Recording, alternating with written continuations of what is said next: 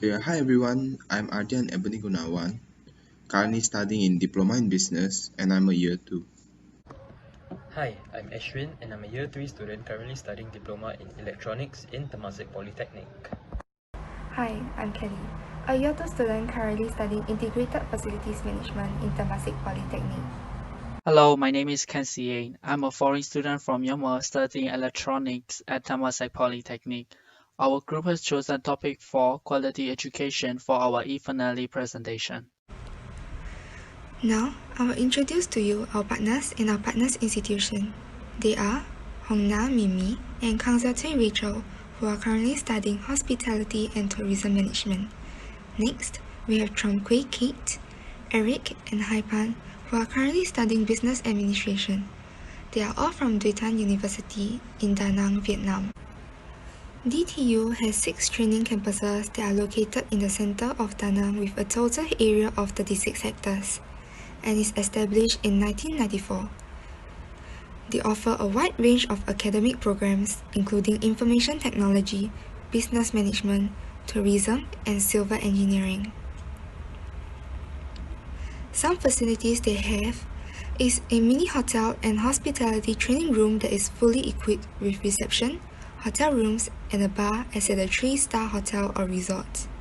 They also host film production studio, committing to producing first-grade cinematics through the use of the most advanced techniques and software. Now, let me tell you more about their school specialities. With the slogan Partnering with Giants, they have expanded partnerships with many well-known universities. For example, the California State University. Duy Tan University provides the American Degree Program ADP, in which some of our counterparts are currently taking this program as well. This program will allow students to fully receive their American degrees after graduation. It is a 100% English learning environment with high qualified professors from the US universities. Now, some background about our chosen goal, quality education. Education enables upward socio-economic mobility and is a key to escaping poverty. When people are able to get quality education, they can break from the cycle of poverty. It is also essential to achieving many other sustainable development goals. It helps to reduce inequalities and helps to reach gender equality. Education empowers people everywhere to live a more healthy and sustainable life. It is also crucial to fostering tolerance between people and contributes to more peaceful societies. Now, let's take a look at the table of 2018 versus 2020 for quality education. In 2018, 260 million children were out of school. More than half of all children worldwide are not meeting minimum standards. Now, in 2020, as COVID-19 pandemic spreads across the globe, most countries had temporary closure of schools, impacting more than 91% of students worldwide. I will be talking about the targets which are in place to be set by 2030. So firstly, we want to build and upgrade education facilities that are child, disability and gender sensitive and it provides safe, non-violent, inclusive and effective learning environments for all. We want to eliminate gender disparities in education and ensure equal access to all levels of education and vocational training for the vulnerable, including persons with disabilities, indigenous peoples, and children in vulnerable situations. Lastly, we would like to ensure that all children get complete, free, equitable, and quality primary and secondary school education. As can be seen, we have come a long way in achieving universal primary education. In 2015, the total enrollment rate in developing regions reached 91% and number of children out of school has dropped by almost half worldwide. In Vietnam, the government granted tuition fee exemption for 5-year-old children in socio-economically disadvantaged areas from 2018. Also, the government has put more attention to people with disabilities since 2012. However, the policies related to SDG4 still have some shortcomings and need improvements, namely low level of support for pupils and students, inadequate implementation of the state management regulations on education, lack of unity in many localities, especially in the decentralization of personnel and finance.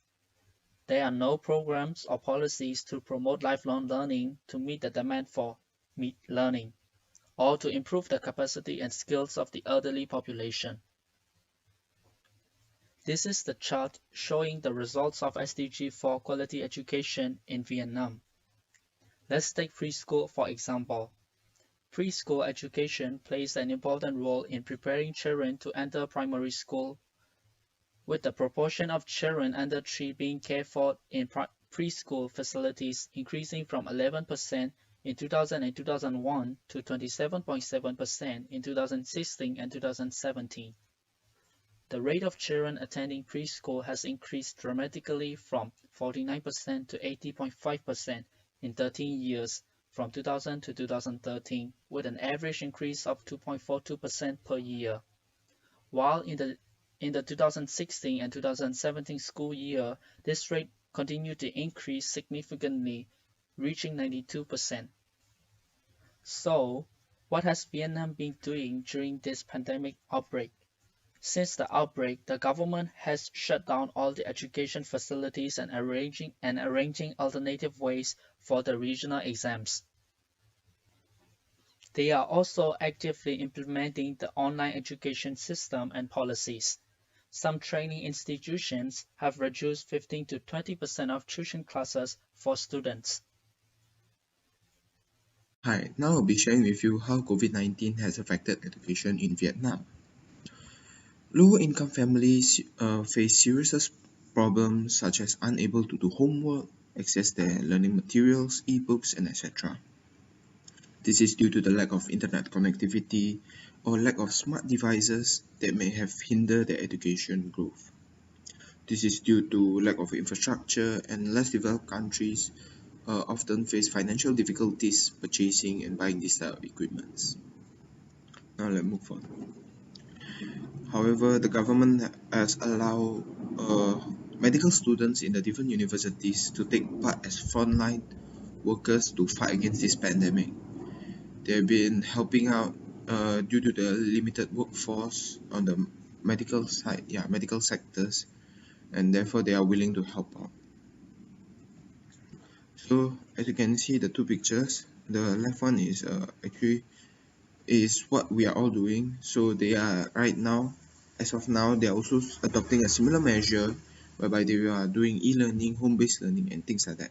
However, as of 2 weeks ago, the school are actually reopening, and then they are letting in students go back to school to study. So these are some of the things that they have done or things they have taken part in for students as well as the local people. The left one is actually a DTU, a ventilator, air ventilator, which the university have developed to try to curb the spread of COVID-19 by making the air purer or cleaner.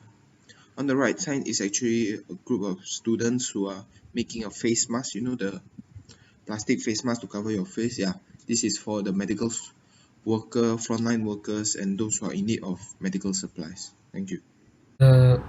Moving on to more experiences and stories done, which have by our Vietnam counterparts, is that, for example, in this slide, a community project has been done during the quarantine period, whereby a video has been shared to encourage and support the frontline workers who have been fighting against the COVID-19 pandemic, both physically and mentally. So in this slide, as you can see, one of our counterparts, Kate, was involved in this movement, whereby they would have to draw a small part of a picture, and they would put them all together at the end of the video using an online platform to connect it, just to form one big picture which represents the support shown by everyone for the frontline workers. So in the end, to spread this awareness around and spread the support to a wider variety of people, they use the hashtag, as you can see in the picture on the right hand side, to share on Facebook, so that more people will be able to see it. Also, based from what our counterparts have shared from past meetings that we had, they also have difficulty as they are not used to online learning. But after about 2 to 3 weeks, they will get used to it, and there are various pros and cons to this. So firstly, on the pros, they find it very convenient, and they will be able to do their work online together more efficiently. And the main con is that there is bad connection, and it is harder to learn subjects like math, where you have to be asking more questions, and it's much more complicated when it's done online. And younger students also, like those in primary and secondary, may need help because they do not know much about technology. And also, for them, network instability is the main problem. Depending on where they live, network might work differently. And for when asked of what they prefer, they would much more prefer physical learning, because physical learning environment, especially when it's face to face, it is easier and much easier and to concentrate when learning, as compared to being learned online. Lastly, our team has come up with an action plan where we can get Singaporeans more involved to raise awareness.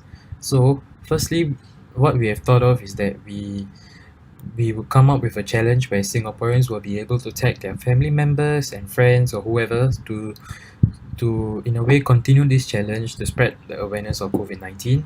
And this will be done by posting it on social media platforms such as Instagram, TikTok, Facebook, or Twitter. And by spreading this, you'll be using a particular hashtag that will be come up, so that people will be using this same hashtag to spread, so that more people around the world will be able to see. Lastly, before we end off, we would like to thank our counterparts from Dayton University.